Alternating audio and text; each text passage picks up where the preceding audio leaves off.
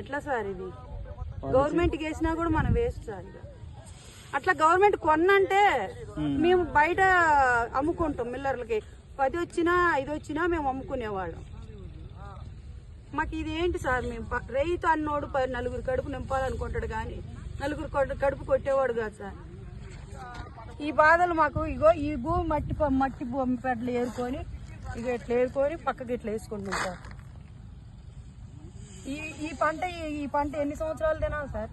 మేము పండించిన రైతు ఈ పంట కొన్ని వేల మంది తింటారు సార్. ఇప్పుడు ఈ పంట గవర్నమెంట్కి వేస్తే కోటా బియ్యం వేస్తే కొన్ని వేల మంది తింటారు మేము పంటేసి. మాకు ఇచ్చేదే మాకు వానాకాలం పంటకి వేసాం సార్ సాంబసూర. మేము ఇదే 18 ఎకరాలు వేసాం. మాకు 500 ఇచ్చింది బోనస్ కరెక్టే. మేము తీసుకున్న అబద్ధమా? 500 బస్సాకి ఇచ్చి 1400 రూపాయలు మందు కట్ట పెంచారు సార్. 500 తీసుకుంటే 1400 యూరియా కట్టకు పెరిగితే సార్ ఇక మేము 500 తీసుకొని ఏదో అంటారే లంచం తీసుకొని మంచం అని అంటారు.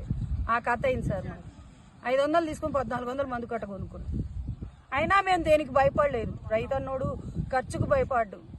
4 కడుపు నింపడానికి దీని మీద ఎంతమంది సార్? ట్రాక్టర్లు, మిషన్లు, కూలోళ్ళు, మళ్ళీ ఈ గవర్నమెంట్ ఎంతమంది బతుకుతున్నారు సార్? ఈ రైతుల మీద ఎంతమంది బతుకుతున్నారు సార్? బొచ్చెడు మంది మిల్లర్లు కూడా దీని మీద బతుకుతున్నారు సార్. మెయిన్ వాస్తవం అయితే మిల్లర్లు కూడా దీని మీద బతుకుతున్నారు.